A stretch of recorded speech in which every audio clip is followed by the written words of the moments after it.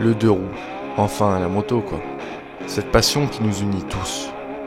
Peu importe notre moto, quand on se croise sur la route, on est comme des frères. Partager la route pour un simple trajet travail, l'arsouille du dimanche, ou même plusieurs milliers de kilomètres en road trip. Toutes ces choses qui commencent à revenir un peu trop chères. Mais qu'est-ce qui fait que cette passion devient chère à vivre ?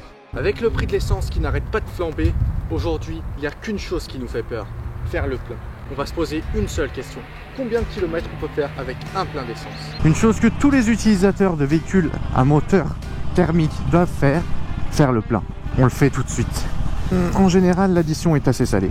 Je suis actuellement à 125 km sur ce trip. 1,59€ Quand on fait le code, on sait qu'on se fait douiller quoi. Je vais remplir le réservoir de ma moto à 100% ainsi qu'une bouteille. Donc là il me reste de l'essence. Là, le but c'est juste de remplir le réservoir à fond. Et une fois qu'il sera à fond, on va partir rouler. On va voir combien de kilomètres je vais faire jusqu'à la panne sèche. C'est pour ça qu'on remplit une bouteille d'eau. Histoire d'avoir de l'essence, tu vois, que je pousse pas jusqu'à une station. 12,50€ dans la moto. Et donc on arrive à 14,60€ en ayant rempli la bouteille. Donc là je remets le trip à 0. Voilà, 0 km. On part avec le plein à rabord. Le but de ce test forcément c'est de savoir déjà combien de kilomètres je fais avant de tomber à la réserve. Et ensuite combien de kilomètres je parcours maximum avec cette réserve. Selon l'utilisation que tu as de ta moto, ça ne sera jamais pareil. Si tu fais que de la ville, si tu fais que de l'autoroute, si tu l'utilises que dans l'école, tu peux même diviser par 2 ta capacité avec un seul plein d'essence. Donc aujourd'hui, ce qu'on va faire, c'est qu'on va mélanger ces 3 styles. Je vais faire de la ville, je vais faire de l'autoroute et je vais faire de la nationale. Là, on est encore en mode origine. Toute la moto est d'origine, du moins toute la partie moteur mécanique de la moto n'a pas été modifiée. Rien n'a été touché, tout est d'origine. Le but étant que par la suite, une fois que le stage 1 sera installé, de refaire exactement la même vidéo pour voir si on gagne réellement des kilomètres avec ce stage 1. Déjà, moi, pour le moment, ce qui m'intéresse le plus, c'est de savoir combien de kilomètres je peux parcourir avec la réserve. Parce que cette moto, en général, selon comment je roule, je fais entre 120 et 140 km avant d'arriver à la réserve. Oh, il m'a fait peur, ce chien. Oh, il m'a défoncé l'oreille. Ce qui fait que dès que je suis à la réserve, je vais faire l'essence. Cette moto est donnée pour un réservoir de 12,5 litres. Je ne mets jamais plus de 9 litres. Donc ça voudrait dire qu'il me manque 3 litres. Et ces 3 litres, où est-ce qu'ils sont? Ils sont dans la réserve, j'imagine.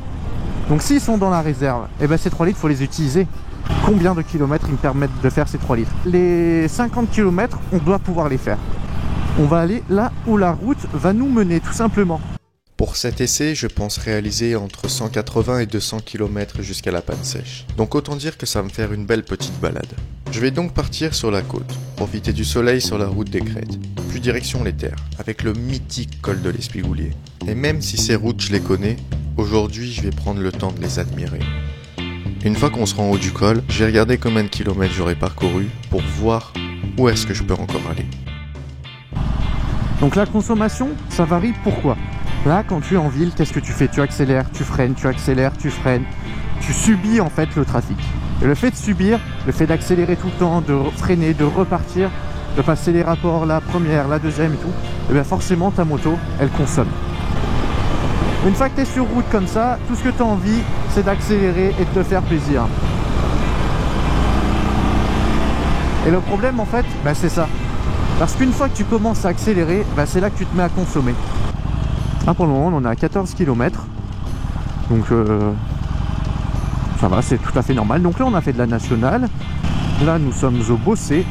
Donc nous sommes en ville, en quelque sorte. Mais bon, sur quelques centaines de mètres seulement. Car nous allons directement reprendre la route du Castellet. Pour faire cet essai, je me suis dit, autant prendre du plaisir quand même. Je vais faire un bon itinéraire. Donc je ne l'ai pas écrit. J'ai fait, j'y vais comme ça. Je suis la route. J'aimerais faire des jolies photos là-bas. Le seul truc, honnêtement, c'est que j'espère que je vais pas crever.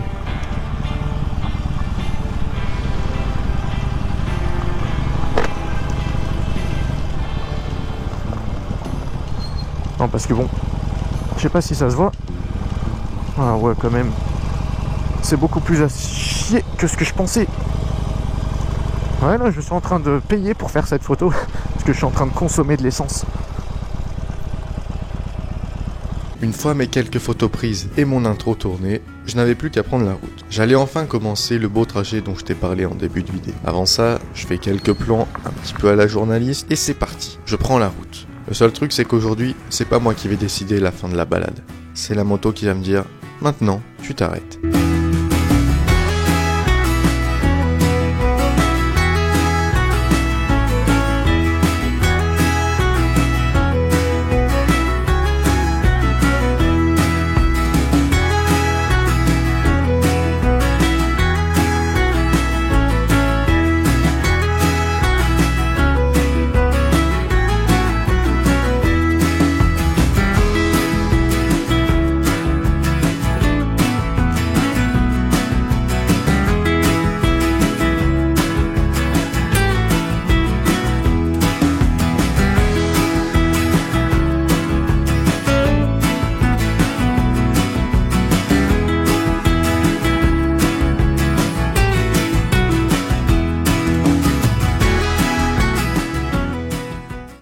Si tu veux, je fais pas les chemins les plus directs. À chaque fois, je fais des petits détours, histoire d'ajouter un maximum de kilomètres. Parce que sinon, on allait faire les 180 km. Je t'avoue qu'il aurait fallu que je parte beaucoup plus loin que l'Espigoulier en faisant juste un aller-retour. Donc là, l'avantage, c'est que je suis pas passé entre le Castellet et Cuges. Donc, je vais peut-être pouvoir faire un aller-retour plutôt que faire une grosse boucle. Parce que là, au niveau du temps, quand j'ai mis le compteur en mode heure, je t'avoue que j'ai pris peur. J'ai compris que j'allais avoir du mal à tout faire aujourd'hui, à moins de me dépêcher et du coup de pas faire une boucle. On est en bas de l'Espi, je suis à 83,7 km.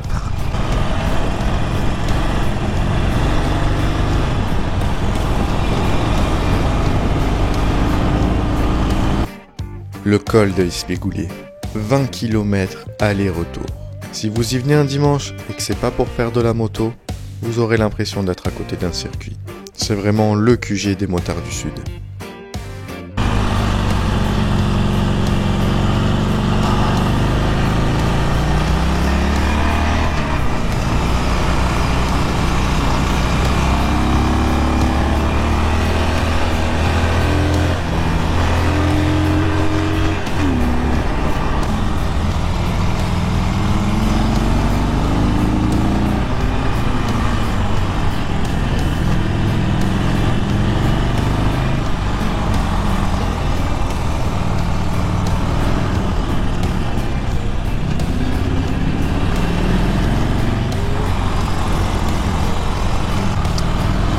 Bon, maintenant qu'on a monté l'Espigoulier, bah forcément derrière on le redescend. Et ce qu'on va faire en fait, c'est qu'on va retourner vers chez moi. Je vais aller chercher ma chérie à son travail. Et ce qui va sûrement se passer, c'est que je tomberai en panne vers ce moment-là.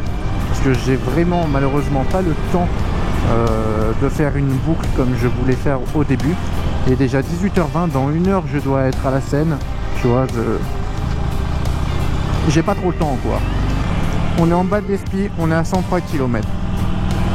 Bon allez, on a fait 1 ou 2 km en plus, bref. L'Espigoulier, du bas en haut, un aller-retour, ça fait 20 bornes quand même. Là par contre, aujourd'hui, là j'en suis à 137 km. J'ai fait que... Ouais, réellement j'ai fait 2 pauses. J'ai fait une pause pour filmer une pause à l'Espigoulier, c'est tout. Donc j'ai extrêmement mal au cul. Ça là déjà... Elle me fait mentir, parce que j'ai dit que ça arrive entre 120 et 140 la réserve. On est à 141, j'ai toujours pas de témoin de réserve. Donc là déjà, cette moto, elle me fait mentir. Ça commence mal. 5 km plus tard, je l'ai toujours pas. Au bout d'un moment, merde. On est à 150 km. 150. Toujours pas de réserve. On est passé en réserve à 158 km.